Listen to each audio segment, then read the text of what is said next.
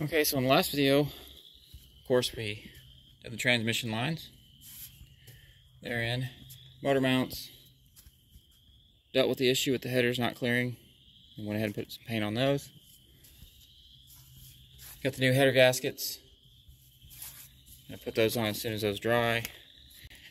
While those are drying, we're going to replace putting a cross member. If you can see here, this is a 2x6 model cross member here we have currently. This one's only rated for about, I don't know, 15 horsepower. So you could get a high performance model one like this here. If you went with a 2x12, I think you'd probably get a little bit more performance, you know, without snapping it in half. But you know, we're gonna go ahead and put a cross member in here. So I've got to do some measuring, and I'll start getting something put together.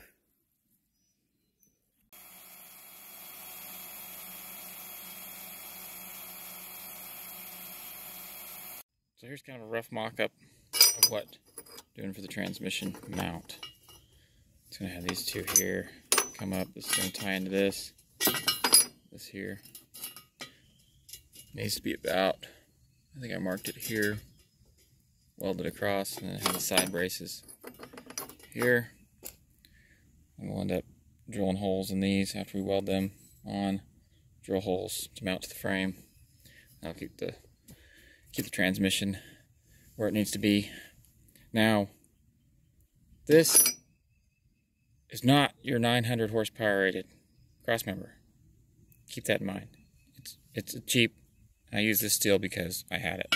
But 180 horsepower, 350 probably. I don't know how many horsepower it has, but I can guess maybe 200. If it is what it, you know, factory. So 180 horsepower, just fine. Well, let's weld it up right there. Come on to that. Probably not my best work, but it'll work.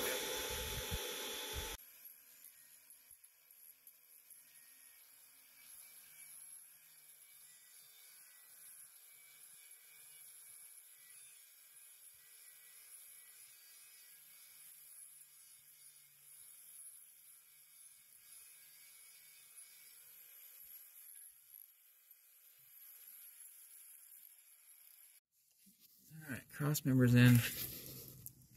Pretty good. Lines up. Just gonna drill some holes through these holes to bolt it in, and that lines up the transmission. Transmission's good and settled on it. Looks pretty good. There it is. I had putting the new gaskets on the headers. Now they've had the paint on them, so got that side locked up. This one's on and tightened down. Just go on to this side, getting it tightened up.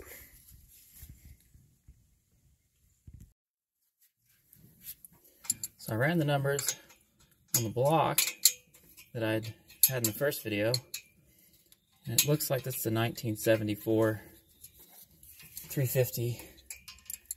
I mean, I guess if you want to look at see what you can figure out by that partial VIN and the suffix and all that, and see what you can come up with. But I came up with the 1974 that was made in July 11th, 1974.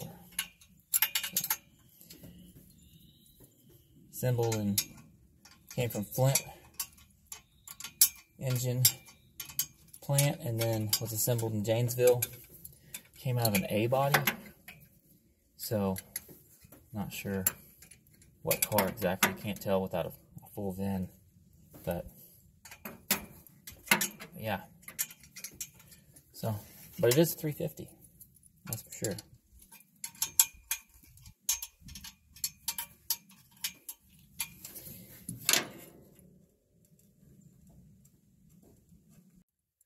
History on this truck is basically, when I was 15, I got it. It was my great-grandfather's. And so I'd had it since I was 15, and had a 307 in it. Somewhere along the way, that 307 got taken out, and the 3-speed standard was taken out, and then just finally never got around to doing anything. This motor I actually pulled out of a 68 Impala that a cousin had, and it ran really good in that car. But now it's set for, the motor itself is set for 10 years. So we'll see what it does. The truck, though, hasn't actually driven in 20, so I mean, this motor, I set it in there on a weekend and just literally set it in there. And that's why it had the screwed up motor mounts, because it was just one of those things where just get it in there, and that way it stays with the truck. The motor doesn't get misplaced. It's always with the truck. So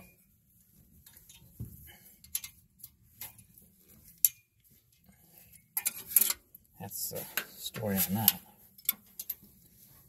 So working on the carrier bearing now. Trying to get this guy off here. Was going to get a puller, but it couldn't get a puller. It was big enough to just grab this, crank the 2 jaws around it and pull it off. Nobody had one big enough.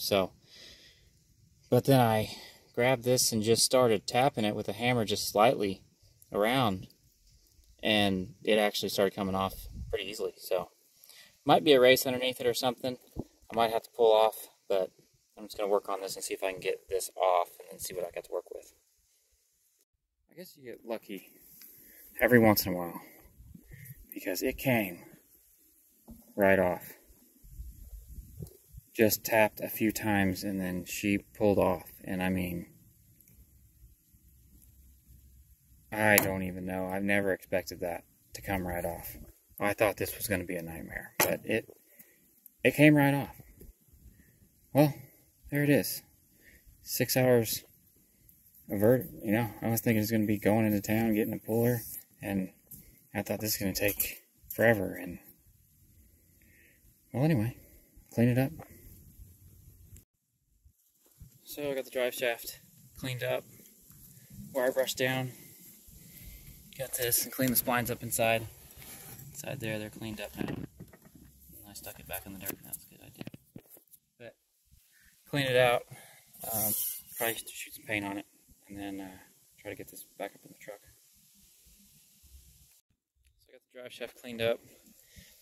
Shot some paint on it. Clean this up. Clean inside the splines.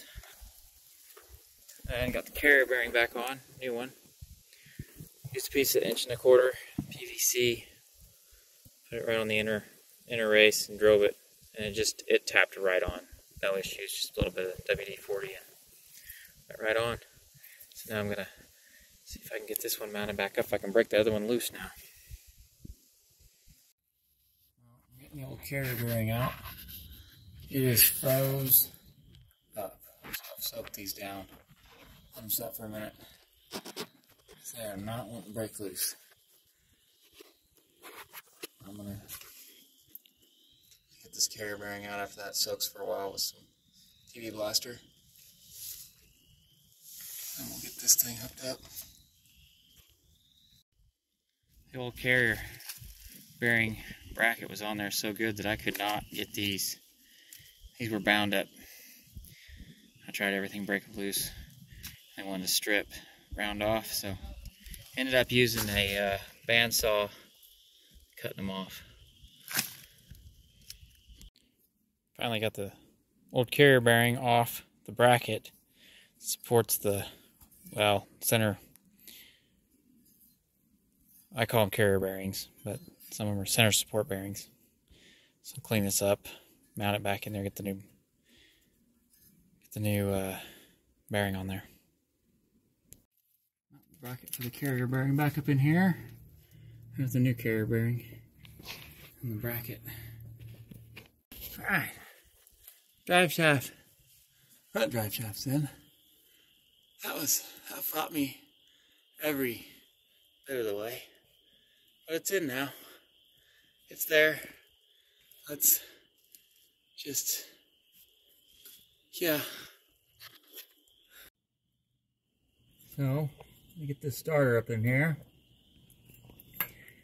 We have a decent amount of room. So they have those high-end starters that are real small, brushless style, real light. Yeah, we don't got one of those. We got this guy. He's heavy. So I'm gonna climb up underneath there and until my arms burn, try to get this thing lined up. Well, the starter's up on there. Had to get another longer bolt.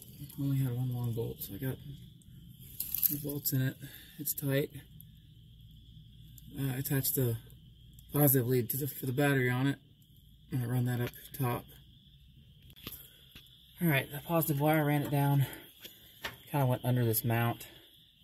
Ran it up around to where it can come up to the battery. Kind of clear the, I don't want it to get on those headers at all, so got to clear that. So the water pump pulley, I put a bolt and a lock washer and a washer, and then double nut these studs, take these studs out because we don't need the studs anymore, being we're not running a mechanical fan, obviously. My son came down earlier and helped me, took some seats out, started getting some of the trash out of here, cleaning up things. Still got to replace the ignition switch in here too because we don't have a key to it. That is wobbly. I have to work on that. But just about got all the crap out of here. Still got to see if we're going to power wash these seats or just find a bench seat for it. So, it's getting there. I don't know what you think about these wheels. I was thinking about putting some beauty rings on them and like a chrome center cap. Maybe paint them gloss black, chrome beauty rings, chrome center cap. Let me know what you think, if I should do that or just try to find a whole other set.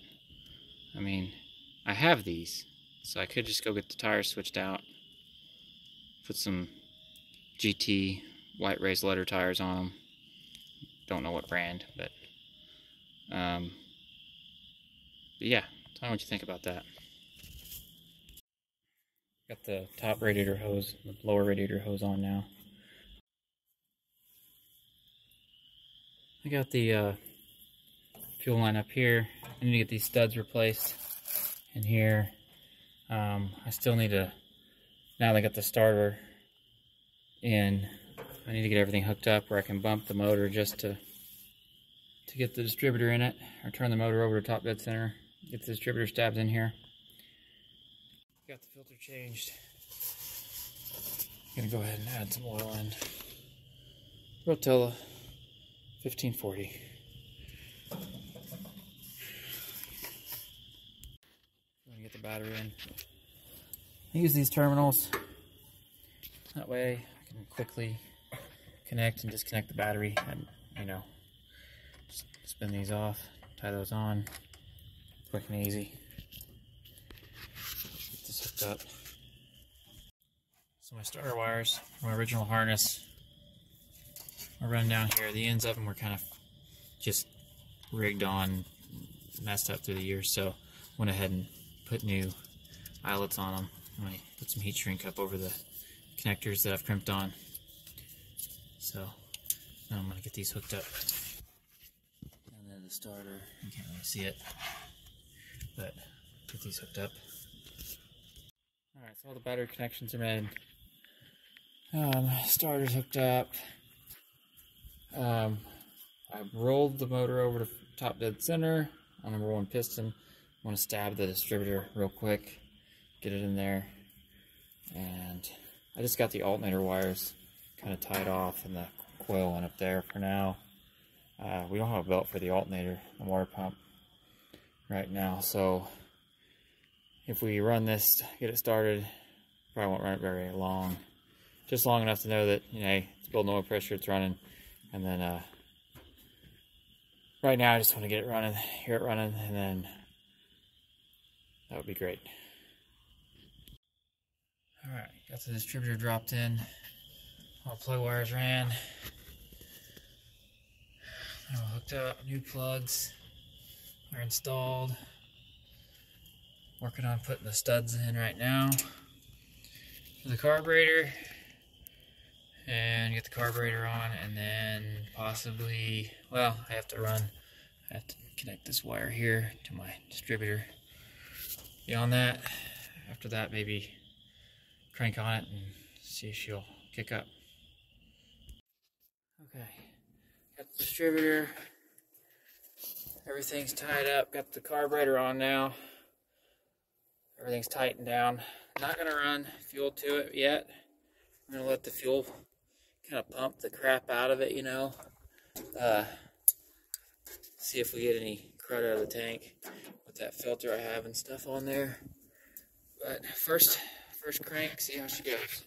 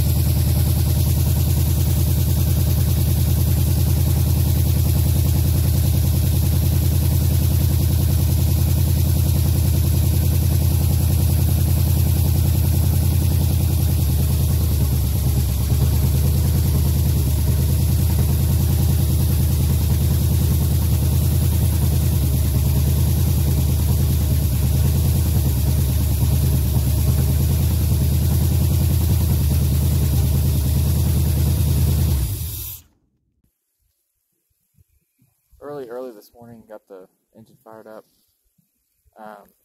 Didn't run it very long. Still got to get a V-belt. Still got to get check transmission fluid more. I think we topped it off, but we didn't, check it running. But we know it runs. So now, go ahead and start. Get a V-belt, get some antifreeze in it, get all that done. That'll probably be it for this video.